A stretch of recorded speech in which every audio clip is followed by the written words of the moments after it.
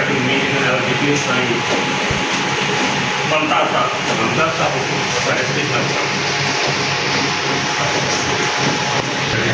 औज़ु बिल्लाहि मिनश शैतानिर रजीम बिस्मिल्लाहिर्रहमानिर्रहीम कुल हुवल्लाहु अहद अल्लाहु समद लम यलिद व लम यूलद व लम यकुल लहू कुफुवन अहद सदक़ल्लाहुल अज़ीम। ये थिंग इज नॉट लगे तो सबको वेलकम है।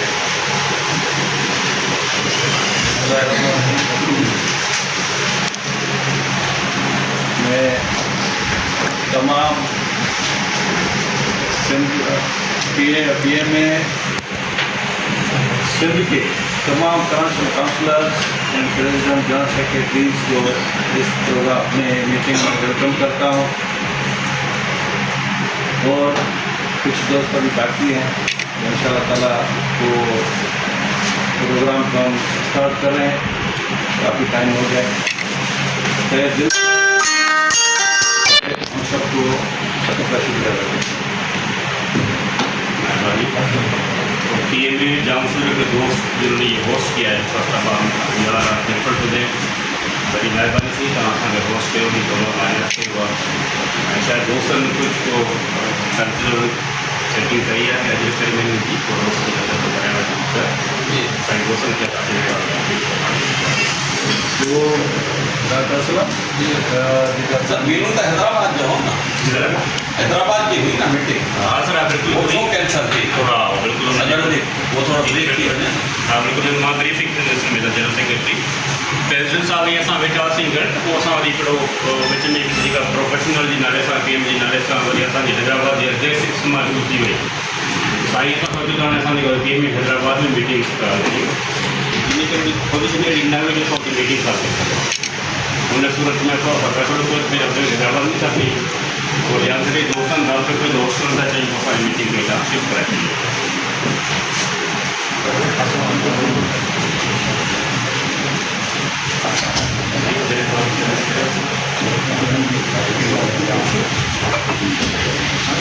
असांजे जामशोर PMA नई भाभी आई है, उन्हनि जो ओथ टेकिंग जे लाइ जेकॾहिं असांखे अपॉइंटमेंट जेका मिलंदी उनजी ओथ टेकिंग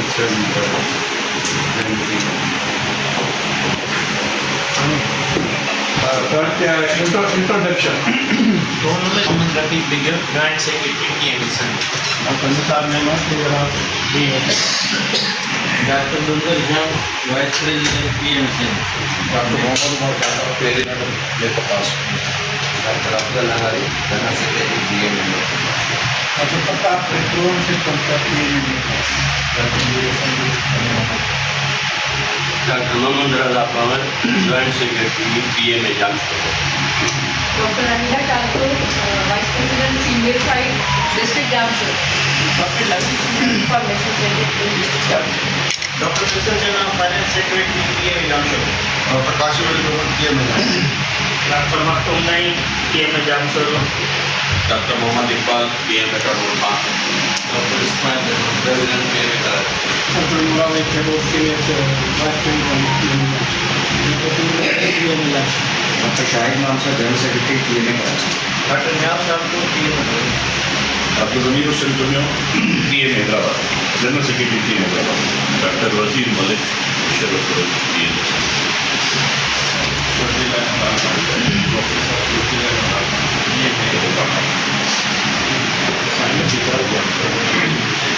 बशीर खास honorary immediate hospital doctor Abdul secretary general doctor Zaman Baloch PMA Hyderabad, doctor Ali doctor Mumtaz Zainab PMA Jamshoro, doctor Nazar वाले PMA Hyderabad, doctor Kamallal PMA, doctor Shankarlal PMA doctor Sona president PMA Jamshoro, doctor Jalaluddin general secretary PMA Jamshoro. Further कार्रवाई जिला और केस को प्रेजेंट इसके बाद जो है वो है अपना मिनट्स ऑफ लास्ट मीटिंग।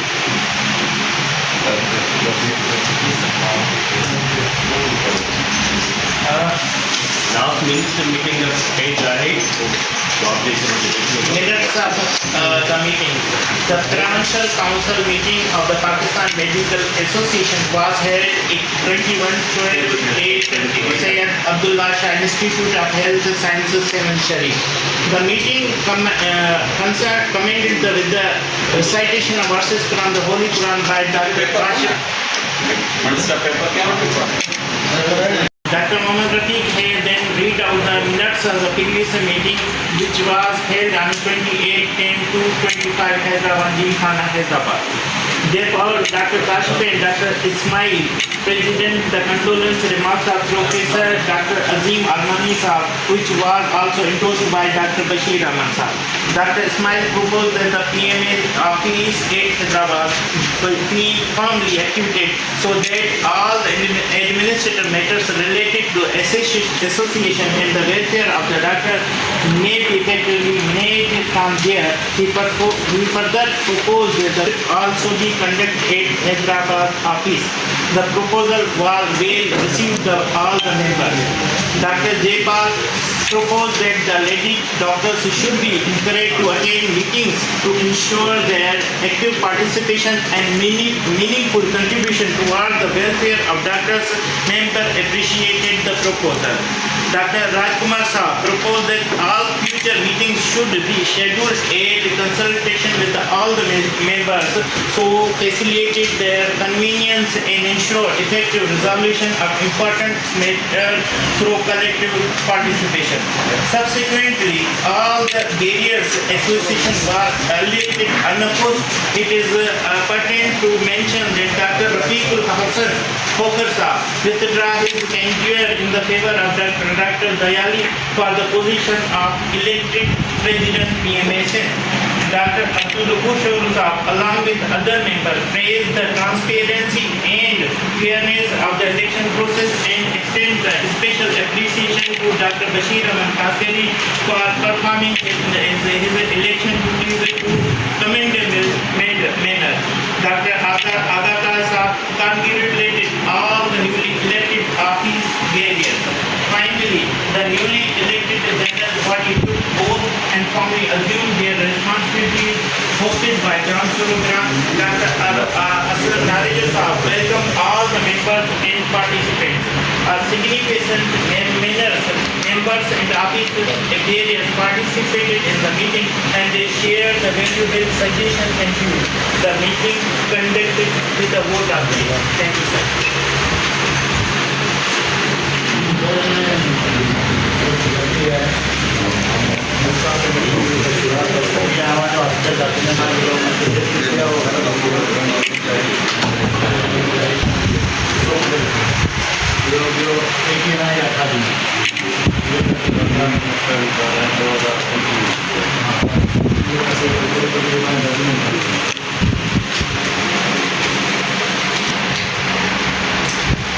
अभी जिसको ऑप्शन आए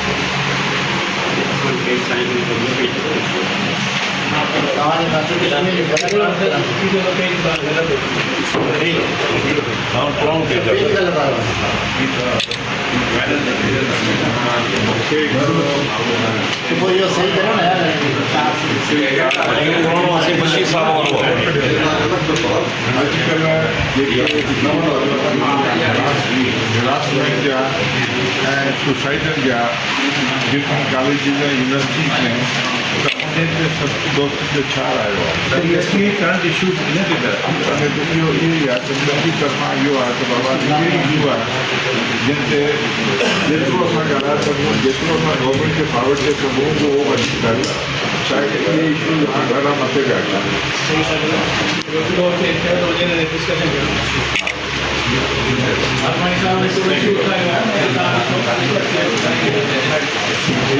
harassment या supervision between रिसेंटली तो मतलब चार में तो खास किया है कराची में डॉक्टर मतलब जो है फेडरल यूएस में लिखा है सो उसे डॉक्टर दे मतलब सोशल हेल्थ वर्कर लिखा है सो उनका न्यूज़ क्या है या मुझे मतलब क्या है कि रिसेंटली सिविल हॉस्पिटल हैदराबाद जे एमरजेंसी डिपार्टमेंट आप MP है पंहिंजो नासिर जी MP थी पंहिंजे डॉक्टरनि खे हरासां कयो त मुख़्तलिफ़ जाइ ते जेके इशूज़ आहिनि इन ते बि पिया थोरा डिस्कस कनि ये इश्यूज काफ़ी अरसे खां हलंदा अचनि पर हाणे उनजी लिमिट काफ़ी मथे अची वई त गवर्नमेंट खे सुजाग थियणु खपे असां सभिनी खे जेके बि हिन सां कंसर्न आहिनि PMA सां त उन्हनि खे हिन ते ॻाल्हाइणु खपे आख़िर उन्हनि जो केरु धणी थींदो असां थींदा दोस्त राय ॾियनि तव्हां ॿुधाए सघो राय सां सहमत है आलमान साहब इनमें जी तजवीज़ है सजेशन है जिससे मुख्तलिफ वक्त कमिश्नर रहते हैं डॉक्टर हमेशा जो टारगेट कयो पुलिस वारो आहे उहो मां सरेआम पैसा वञे थो माण्हुनि खे दंबा बणाए थो माण्हू खे हिकु डॉक्टर जेको पंहिंजी सर्विस ॾिए थो ख़िदमत करे थो जेको आहे त माण्हू हाणे हिन माहौल में ख़िदमत करणु बि मसइलो बणिजी वियो आहे डॉक्टर कीअं कनि हिन हिकिड़ो सिक्योर एटमॉस्फेयर ठाहिण लाइ ॿाहिरि इहो कमु रियासत जो आहे पाण हिकु ऑर्गनाइज़ेशन आहे पाण पंहिंजो आवाज़ु रेज़ करे सघूं था ऐं रियासत खे उहे डॉक्टरनि खे ऐं असांजे इदारनि खे प्रोटेक्ट कनि ॿियो जेको हर इदारे में एंटी हरासमेंट कमेटी हूंदी आहे उहा लाज़मी ठाहिणी हुजे जेके बि इदारा आहिनि हुननि ठाहिणी आहे बदकिस्मती न उहे ठहियल बि आहिनि उहे आहिनि पर उहे जस्ट फॉर्मेलिटीज़ आहिनि उन्हनि पंहिंजा माण्हू उन्हनि में असांजे चूंडियल नुमाइंदा जेके PMA जा आहिनि उन हर हरासमेंट पंहिंजे इदारनि में नुमाइंदगी त उहे जेकॾहिं हिन क़िस्म जी जांच ॿाहिरि जॾहिं PMA जा नुमाइंदा हूंदा हरासमेंट कमेटी उहे इदारनि खे रोके बि सघनि पर जॾहिं हुननि पंहिंजी अंदर जी हिकिड़ी कहाणी आहे पंहिंजा ई माण्हू पहिरियों ॿाहिरि कुझु बि कोन करे इहा मुंहिंजी तजवीज़ आहे साईं जी राय सां सहमत आहे पर ख़ुदि इहे तजवीज़ूं ज़रूरु वरी पाण खे इन क़िस्म जी करणु खपे रियासत खे घटि में घटि इन क़िस्म जी का कानून साज़ी करणु खपे ऐं इदारनि में डॉक्टरनि खे प्रोटेक्ट कंदो पोइ ॿाहिरि हिन माहौल में ॿियो असांजो फ़र्ज़ु आहे असां पंहिंजी यूनिटी क़ाइमु रखूं जॾहिं यूनिटी रखूं ॾिसो नंढड़ी ऑर्गनाइज़ेशन तव्हांजी हिकिड़ी पैरामेडिक थी आहे या टीचर थी आहे उहे छाजे लाइ यूनाइट आहे पाण यूनाइट न आहिनि पाण कान कयूं था हिकु हंधि 4 अचनि था 4 कयूं था पाण खे यूनाइट थियणु इहा वक़्त जी ज़रूरत आहे पाण सभिनी खे गॾु हलणो पवंदो यूनाइट थियणो पवंदो ऐं हिकु आवाज़ु थियणो असां गॾिजी कमु करे सघूं ऐं हिते सेल ठहियलु आहे एंटी हरासमेंट सेल ठहियलु आहे गवर्नमेंट ठाहियो आहे पुलिस डिपार्टमेंट हुनखे रन करे थी पर मुंहिंजी हुननि सां काफ़ी दफ़ा सही तरीक़े सां केयर में जेके हिन में जेके पोइ हुन में कुझु थी सघे हुनखे फॉर्मल कयो वञे हर डिस्ट्रिक्ट जा माण्हू हर डिस्ट्रिक्ट में पंहिंजे डिस्ट्रिक्ट में माण्हू हर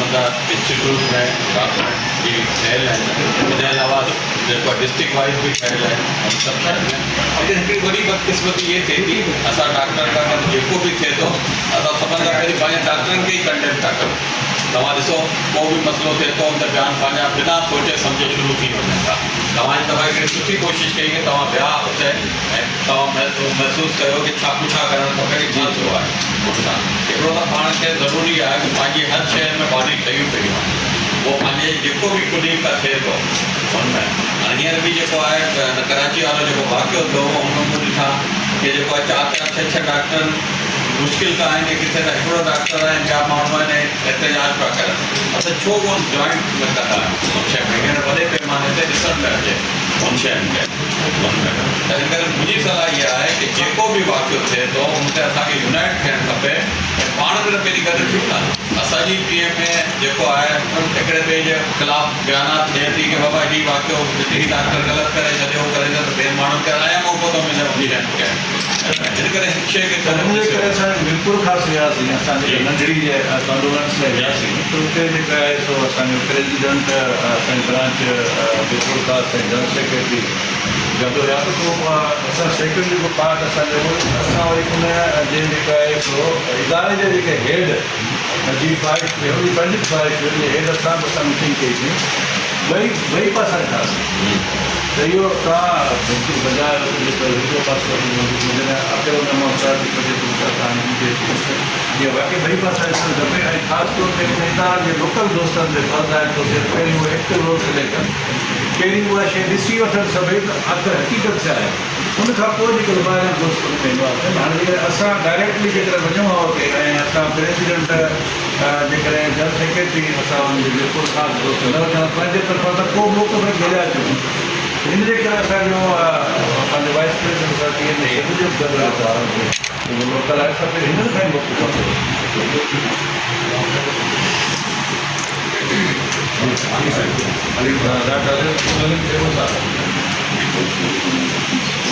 ॻाल्हि त आहे जेतिराणी ॻाल्हि आहे असां दिलि में करियो त ग़लति ॻाल्हि आहे त थोरो सफ़र सां डॉक्टर ऐं ईअं कॾहिं बि कोन थींदो त असीं कुर्सियुनि ते वेठा हुजूं अॼु ऑफिस में वेठा या ऑफिस बि हलायूं माण्हू असांखे चवनि जेसीं असां पंहिंजी मुहबत खे शो न कंदासीं तेसीं असांजी वग़ैरह कोन असां वटि पंहिंजा बरदार हुअणु खपे ठीकु आहे जेतिरी ॻाल्हि आहे बिल्कुलु चवां थो पर घटि में घटि अहिड़ा माण्हू असांजा हुजनि जे हुते बि ॻाल्हायूं ऐं बाक़ाइदे प्रोटेस्ट कनि चाहे डिस्ट्रिक्ट इंसान हुजे चाहे हॉस्पिटल इंसान हुजे चाहे मथी लेवल ते हुजे वज़ीर आला सां मुलाक़ात करणु खपे मिनिस्टर सां मुलाक़ात करणु खपे ऐं असां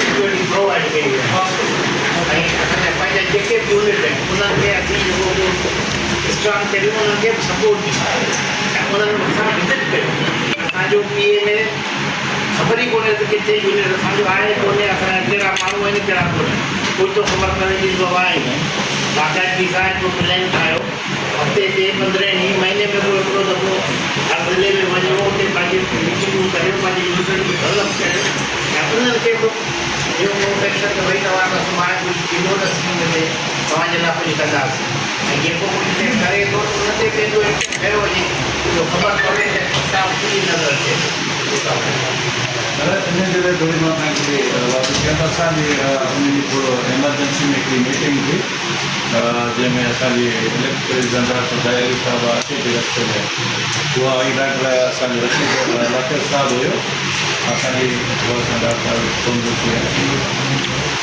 त सेक्रेटरी साहब मीटिंग में सेक्रेटरी साहब असांखे ॻाल्हि साम्हूं वठी सिक्योरिटी जे लाइ ॿारनि उहा उनखे असां सेक्रेटरी साहब ॻाल्हि असां फर्दर मीटिंग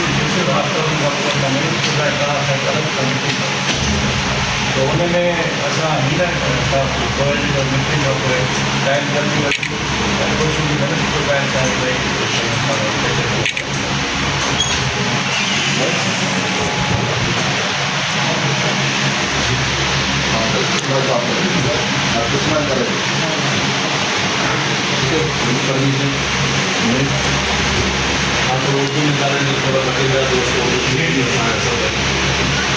आप लोगों को रिक्वेस्ट करता हूँ आपकी पहली मीटिंग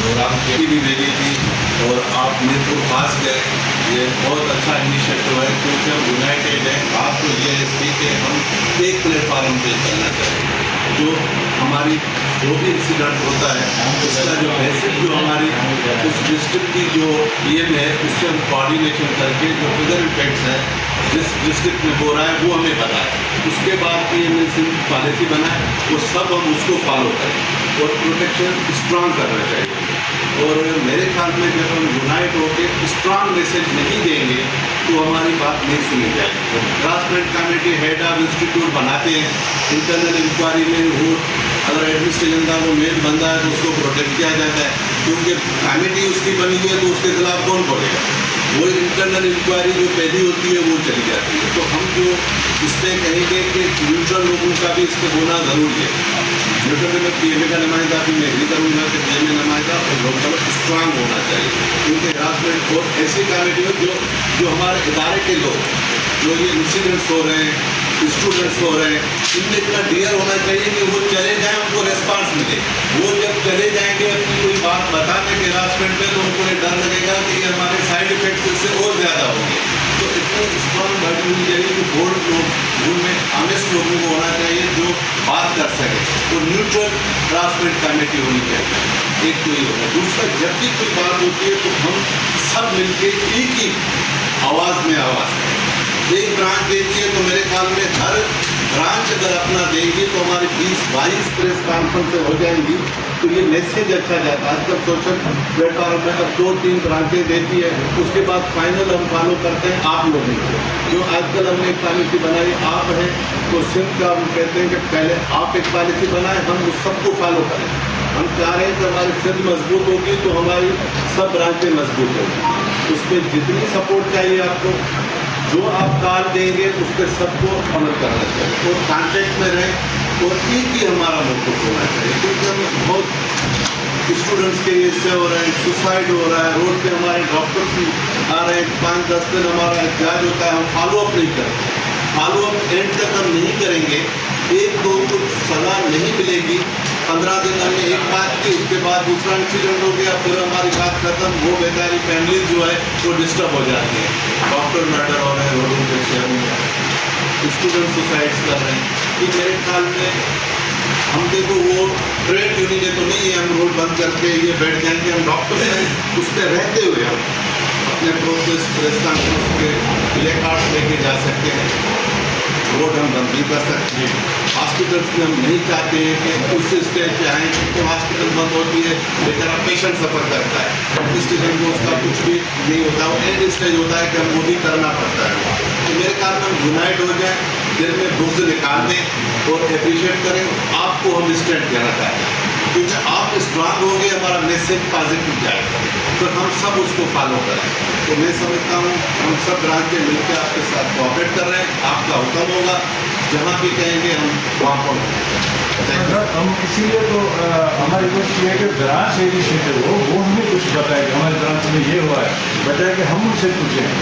अगर मिट्टी का वाक़ा हुआ था तो इसमें हमारे सीनियर वाइस प्रेसिडेंट जो है अपना डॉक्टर साहब और यहाँ में टीम बना के भेजी थी, जनरल सेक्रेटरी थे हमारे अटल वाला PMA के, उन दोस्तों को हमने भेजा था उधर, तो उन ब्रांच के साथ बैठकर हमने मीटिंग की। और इसी तरह हमारी टीम ने सिंध की डिमांड की, कहीं प्रेसिडेंट जा रहा है, कहीं वाइस प्रेसिडेंट जा रहा है, कहीं जनरल सेक्रेटरी जाएगा, तो इंशाअल्लाह ताला हर जगह हम पहुँचेंगे। लेकिन इनिशिएटिव, फर्स्ट इनिशिएटिव जो PMA ब्रांच होना चाहिए, तो वो हमें बताएंगे कि क्या होना है, क्या करना है, वो इनिशिएटिव देंगे तो हम उनको फॉलो करेंगे उनकी। और दायरे के रूट्स मजबूत होंगी तो फिर जाके बिल्डिंग मजबूत होगी। सर हिंदी विभाग अगर मैं बात करूँ, आप भी गए इस विभाग जो याद से मृत्यु का वाक़ा हुआ और भी जो बच्चा जो है तो उनका अगर जो फीडबैक तो होगा, हमें मालूम तो होना चाहिए सबको भी वो क्या हुआ। अब अगर जो वाक़ा हो रहे हैं आप माशाल्लाह नहीं है, उसका फीडबैक भी ज़रूरी है, हमें मालूम हो क्या हुआ।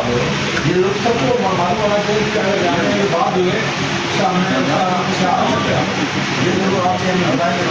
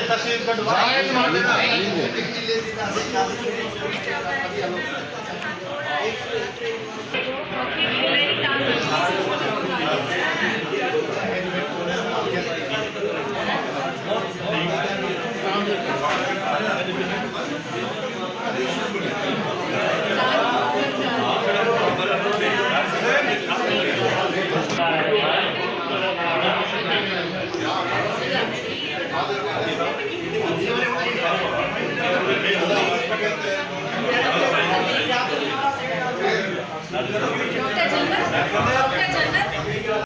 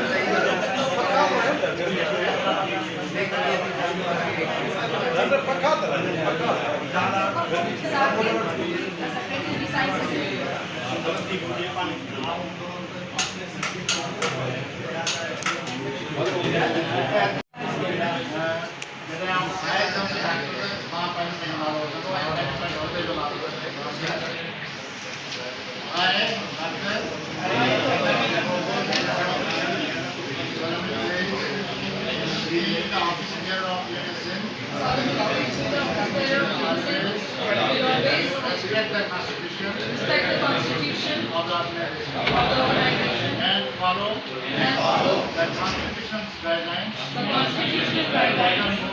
Furthermore, My efforts will be my all efforts will be to safeguard safeguard the well-being of well-being of patients my patients and fight for the general rights the general rights of doctors of doctors in a legal and constitutional way. and constitutional way. I will never get involved I will never get involved in any illegal in any illegal and immoral activity. and immoral activities. Further, being the office bearer, Further being the office I bearer, will protect the dignity I will protect the dignity and integrity and integrity of the organization of the organization and never reveal the secrets and never reveal the secrets which are in my which are in my knowledge.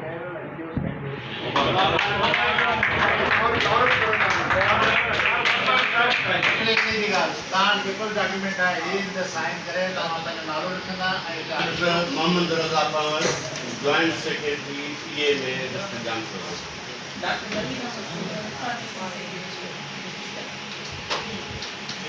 Doctor Faisal Jana finance secretary PMA Jamshoro doctor Anila Talpur vice president female with PMA Jamshoro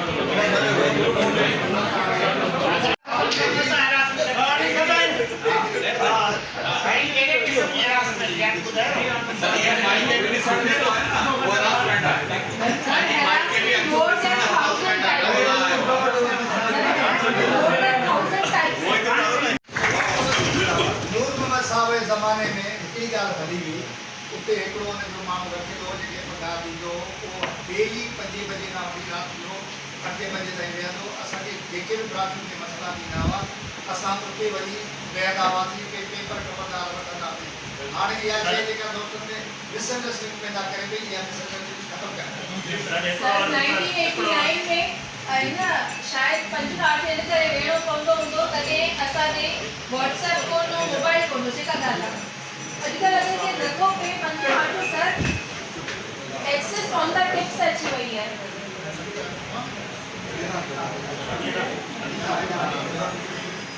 ऐं बाक़ी ज़ाहिर sir access जेका आहे जेका तव्हां चवंदा माण्हू वेठो हुजे एक्सेस असांखे ऑन टिप्स आहे त जेका ॻाल्हि हली त जामशोर छो आहे हैदराबाद छा आहे की त चलो हिकु थी डॉक्टर साहिब जो वेन्यू ते डिस्कस आहे मुंहिंजो हरगिज़ जेको इशारो हुन ॻाल्हि जो वेन्यू जी तरफ़ त हुई कोन मुंहिंजो इशारो आहे 1-to-1 इंटरेक्शन इंसाननि खे ज़रूरत उन रूम जी कोन्हे तूं पंहिंजी कंप्लेंट खां पंहिंजी ज़रूरु हैदराबाद में असांजी एक्सेस एॾी ईज़ी हुजणु खपे मुंहिंजो मक़सदु इहो कंहिं बि चाहे बहिराणी हुजे रणपट हुजे कुंड कुंचो हुजे सिंध जो, चाहे असांजो बॉर्डर सां वञी लॻे थो तौर हुजे, चाहे नंगर पार्कर हुजे, हर नंबर उन्हनि जे हॉस्पिटल्स ते लिखिया पिया हुजनि, सिर्फ़ु एतिरो उहो एक्सेस करे वठनि असांखे। रिसेंटली सर मां रिसेंटली असां मीटिंगूं करे चुका आहियूं असां पंहिंजे पीएम ऑफिस में। मां दोस्तनि खे ॿुधाइण जो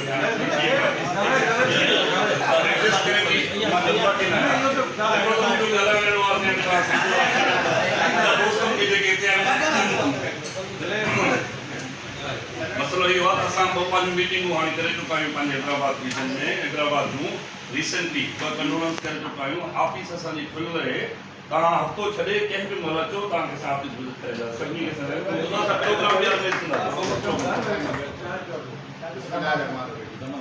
Dr. Zaman Babaj, ex-secretary. Sir, thank you very much. आपकी फिल्म अवेलेबल थी। पर मुझे ख्याल में तव्हां हाणे 6 महीना थिया आया आहियो as a general secretary Hyderabad. असां लास्ट 8 सालनि खां इहो सफ़र कयो। सभु शयूं सुठियूं, वाह बहितरीन कारियूं, हे हू सभु खुलियल on the ground practical there the nothing. भले केरु कसम खणण लाइ चाहियां कि हिकिड़े माण्हू खां सवाइ, लेकिन आउं कसम खणण लाइ तयारु आहियां हुन खां सवाइ ॿिए कंहिं काफ़ी आहे। अच्छा, ॿी ॻाल्हि त ऑर्गेनाइज़ेशन जेके हलनि थियूं हिकिड़े माण्हू ते कोन हलनि। ऑर्गेनाइज़ेशन हिकिड़ो सिस्टम हूंदो आहे। तव्हां हिकिड़ो माण्हू ॿुधायो जेको जेके तव्हां चओ था भई लेटर ट्रैक करे ॾे मूंखे। PMS हिकिड़ो पूरो इदारो आहे जेको पूरे सिंध खे कम्युनिकेट थो करे।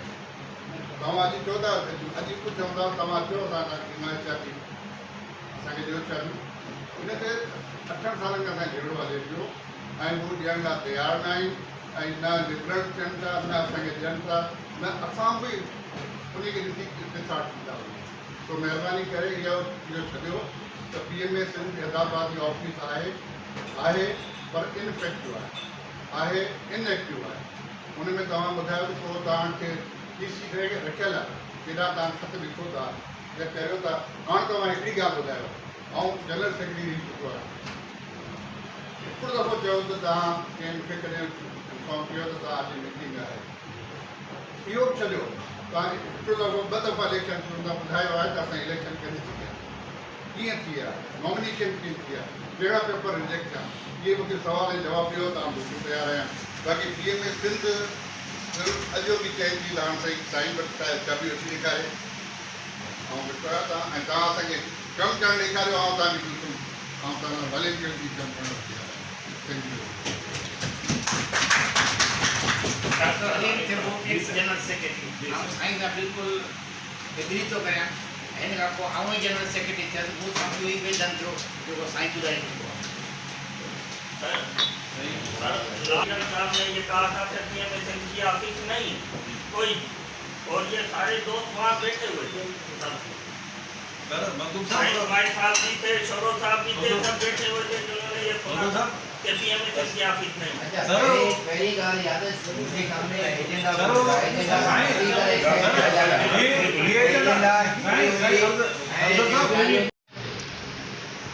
जैसा कि मैं सेकंड करूँगी डॉक्टर साहब की बात को, और हमने कहा कि जो हमारे पास मर्डर काउंटिंग है, सुसाइड को मर्डर सुसाइड का जाहिर है। तो वही बात की मर्डर है जो कि उनको इतने टेंशन दिए जाते हैं, ठीक है, मेरी सुनने वाला कोई नहीं है।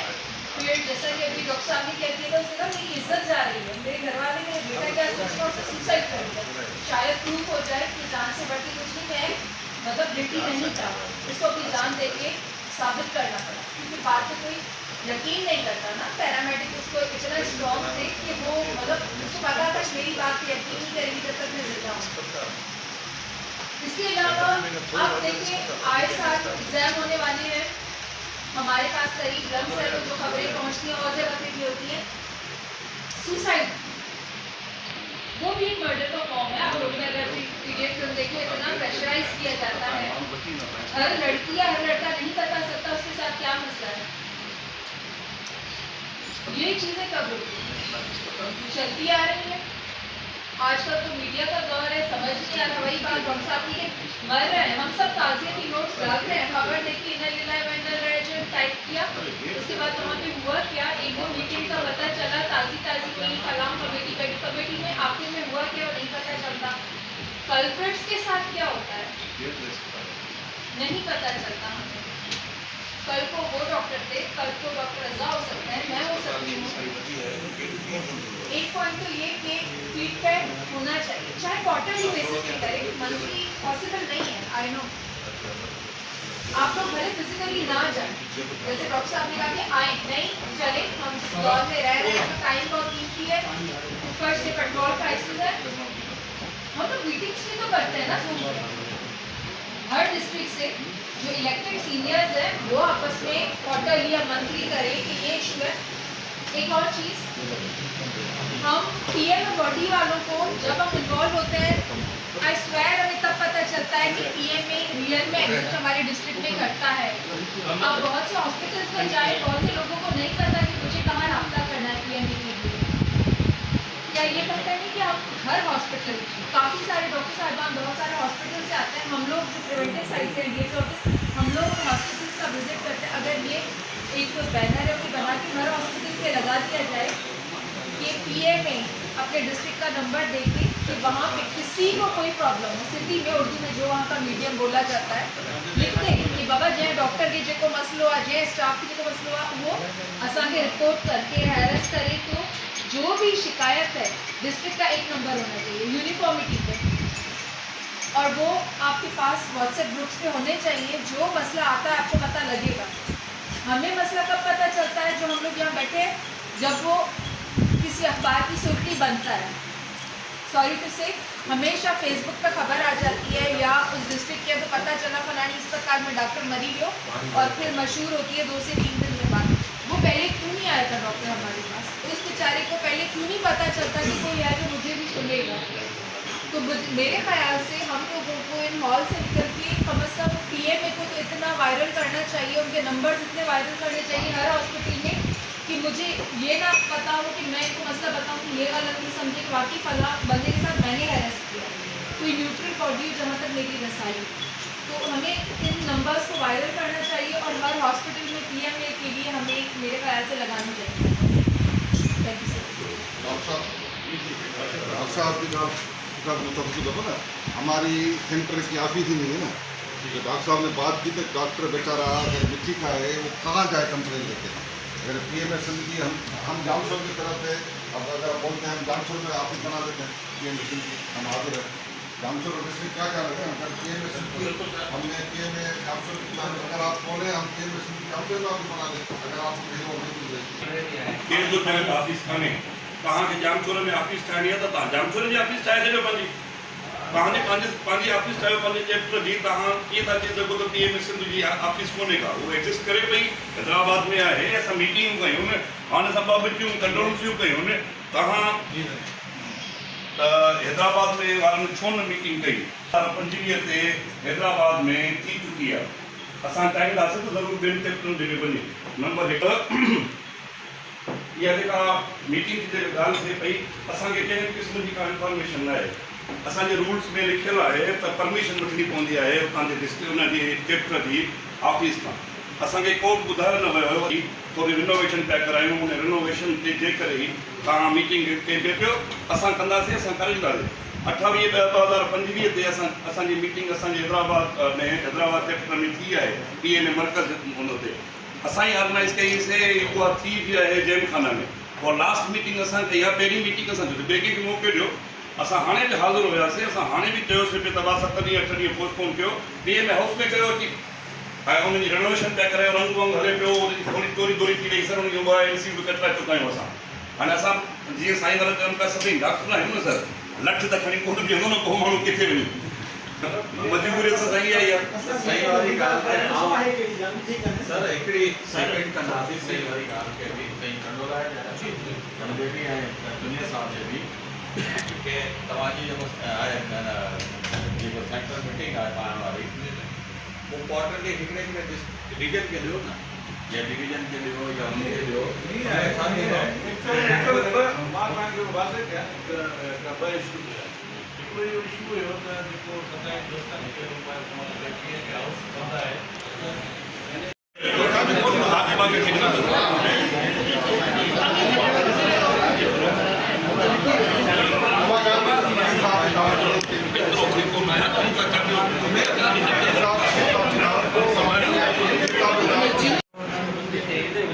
जैसे अच्छे ये फोटो अच्छे रहो ना